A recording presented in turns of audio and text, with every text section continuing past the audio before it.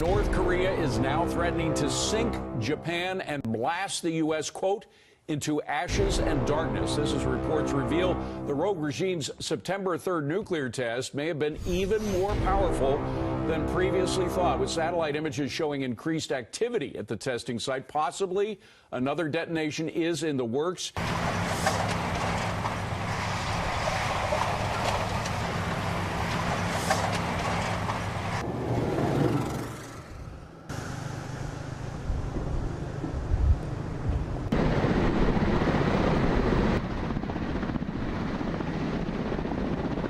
Meantime, officials in North Korea threatening to reduce the United States to, quote, ashes and darkness and to sink Japan. That's according to state media there. It comes after the United Nations passed new sanctions against the country because of its latest nuclear test. Earlier this month, Kim Jong-un conducted the country's 6th nuclear test. Analysts say it was the most powerful test yet. The latest threat comes amid reports that North Korea may be preparing for yet another missile test. It also comes as Secretary of State Rex Tillerson meets with his counterparts from around the world in London to discuss North Korea. This is a Fox News alert. North Korea has fired off another missile. It headed toward Japan. The Japanese government is saying it went over Japan into the Pacific. Let's go live now to senior foreign affairs correspondent Greg Palcott in Seoul, South Korea right now. Greg. Brett, we're getting the information from a variety of sources. It appears that this projectile, this missile launched from the area around Pyongyang, the capital of North Korea, just a little bit before 7 a.m. local time here in the Korean Peninsula. That would be about a half an hour ago. It then flew eastwards, and by all accounts, it crossed the Sea of Japan, and it crossed the Hokkaido Island, the northern island in the archipelago of Japan, and apparently went further through into the Pacific Ocean. Now, this is the second time that this sort of trajectory has occurred with missiles coming from North Korea in recent weeks. It has alarmed Japan. It has called individuals, citizens, to go to shelters. We have seen that happen before in the last blast. We do not know whether this is an intermediate blast, whether it is an intercontinental ballistic missile. There was some speculation that a flattened trajectory launch could be made from North Korea. Once again, it would have to fly over Japan to reach its goal. If it was this flattened trajectory launching of a missile, then it could go deeper into the Pacific. We're waiting on that now. Of course, all of this is happening while North Korea very busy with its own rhetoric, its own talking, not just about the United States, but in fact about Japan during the day. Let's take a listen to what's been said today. Kim Jong-un's regime did launch more rhetoric in the wake of the latest UN sanctions. State media saying Pyongyang ought to use its nuclear weapons to reduce the U.S. to ashes and darkness, and U.S. ally Japan should be sunken into the sea. Japanese Prime Minister Abe, on a visit to India, stood his ground. The whole of the international community must fully implement the recently adopted United Nations Security Council resolution and force North Korea to change its policy. Secretary of State Tillerson in London, meeting with UK Foreign Secretary Boris Johnson and others, also promoted the UN resolution. Additionally, he called on North Korea ally China to do more. I am hopeful that China, as a great country, a world power, will decide on their own and will take it upon themselves to use that very powerful tool of oil supply to persuade North Korea to reconsider its current path towards weapons development. Back in Seoul, some are more pessimistic about the prospect of reining in the North Korean regime. I don't think, unfortunately, there is any way to stop them now. No way. No way. Leading North Korea analyst Andrei Lankov thinks that the North will resist sanctions and will only come to the negotiating table to freeze its nukes in exchange for concessions. They want to get to the point when they have a sufficient number of their intercontinental ballistic missiles capable of destroying a sufficient number of the American cities.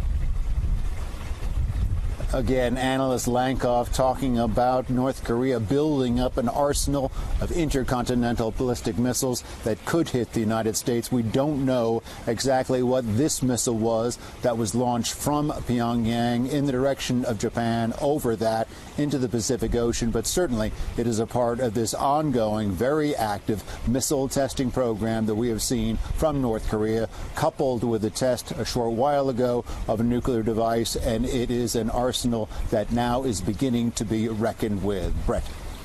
You know, Greg, the last missile test was late August, and it was classified as an intermediate-range ballistic missile flying over Japan. Actually, that same area, that island you mentioned, Hokkaido Island, and there were U.S. Marines training on that island at the time when that missile flew over. They were not in danger, we're told by the Pentagon. I want to ask you about South Korea's reaction to all of this, and if their response has changed in recent days as North Korea has become more aggressive.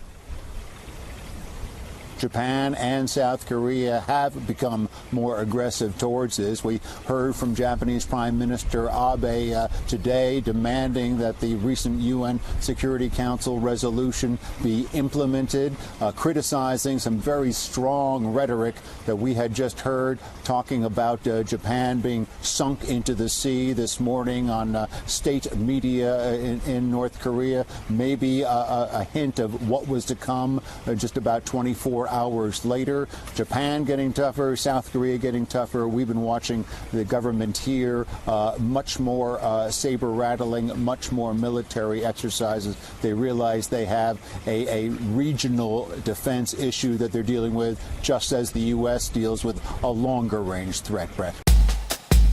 I hear all these North Korean experts, one guy in particular, Andrei Lankoff, saying that everybody underestimated the progress of both the missile and the nuclear program in the North Koreans. How could that be?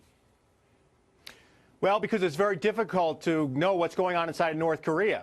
It's a very tough intelligence target. And, David, this has been going on for many years. I've been following North Korea for many years. And when I was on the Hill many years ago, there was a thing called the Rumsfeld Commission back in the late 1990s that looked at this.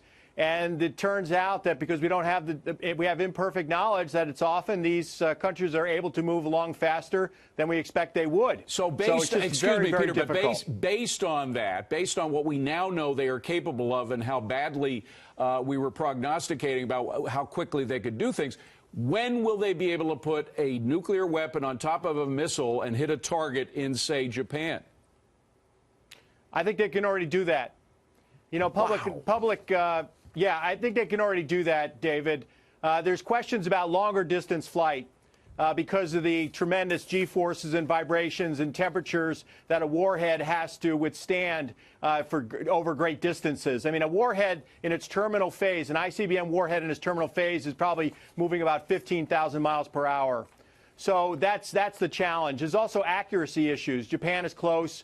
Guam, Hawaii, Alaska, the continental United States is much further away, so it's much more difficult. So the reliability of their missiles, the reliability of their warheads are still big questions, but we have to assume the worst. Boy, that's bad news. Meanwhile, Russia is kicking off a week of war games with its last remaining Eastern European ally, Belarus. Many in the region are very worried, remembering that the Russian invasion of Crimea actually started as a war exercise. Peter, first of all, do we know how many troops are involved here? A lot of misreporting on this. Yeah, very interesting. Russia's saying it's about 12,500, 12,700, which is interesting because they are under international agreement. They're required to allow observers if they exceed 13,000. So they're staying below that number. Now, the Pentagon and others think it's going to be about 100,000 Russian and Belarusian troops, which far exceeds that. So we'll have to see. You know, we're obviously watching it very closely with all our intelligence assets, but the Russians are probably not being quite straight with us on the numbers. Well, you look at the map there, and you see that the people who are really worried are on the west side of that map. Of course, these are former Eastern European countries that were under the Soviet orbit. The name of the exercise is called Zapad 17. That means West 2017. That has these folks even more worried.